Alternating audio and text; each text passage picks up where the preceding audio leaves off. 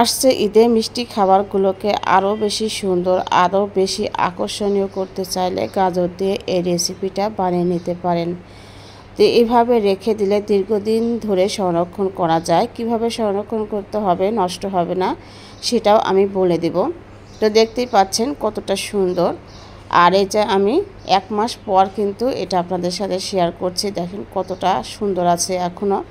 তো কিভাবে কি করলাম সেটাই আপনাদের সাথে আজকে আমি শেয়ার করব। তো চলুন, আশা করি আমার সাথেই থাকবেন। তো এখানে আমি গাজর নিয়েছি হচ্ছে 5টা, হাফ কেজির মতো গাজর হবে। তো দেখতে পাচ্ছেন আমি ধুয়ে পরিষ্কার করে খোসাটা ছাড়িয়ে নিয়েছি। ছাড়িয়ে নেওয়ার পরে যে এখন আমি পাতলা পাতলা স্লাইস করে কেটে নিচ্ছি। আর ঈদের দিন দেখা যায় যে মিষ্টি খাবার তো আমরা সবাই বানাই। তো এটা দিয়ে ডেকোরেশন করলে কি হবে, দেখতে অনেক বেশি সুন্দর লাগবে। আর এটা আপনি বানিয়ে রাখতেই পারবেন না ফ্রিজে, বাচ্চারা চুরি করে খেয়ে ফেলবে। এটা খেতে অনেক বেশি মজা আর দেখতেও অনেক বেশি সুন্দর। তো দেখতে পাচ্ছেন এই যে আমি ফুলের আমার কাছে কিছু কাটার ছিল, সেটা দিয়ে আমি যে শেপ দিয়ে দিয়ে কেটে নিচ্ছি।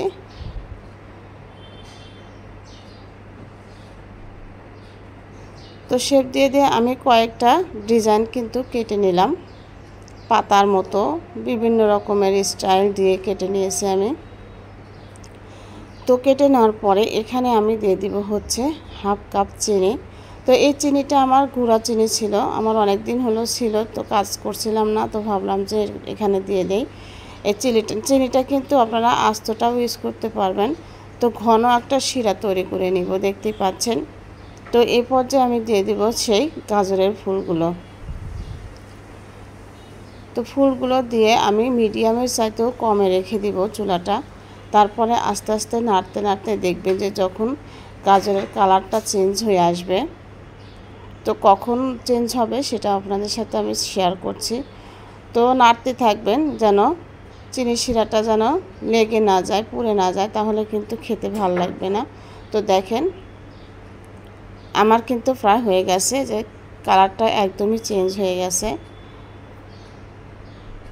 তো একটু পরে আমি চুলাটা বন্ধ করে দিব। তো চুলাটা কিন্তু আমি বন্ধ করে দিয়েছি। তো এইভাবে আমি ঠান্ডা হতে রেখে দিব, একদম যখন ঠান্ডা হয়ে যাবে তখন আমি এটা কাঁচের ঝাড়ির মধ্যে রেখে দিব।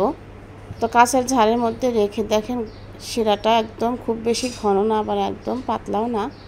শিরার মধ্যে রেখে দিলে কি হবে, এটা কিন্তু একদমই নষ্ট হবে না। আর আপনারা ইচ্ছে করলে এখানে একটুখানি ভিনেগার অথবা লেবুর রস দিয়েও কিন্তু রাখতে পারেন, তাতেও অনেক দিন পর্যন্ত সংরক্ষণ করা যাবে, কোনো রকমের নষ্ট হওয়ার চান্স থাকবে না।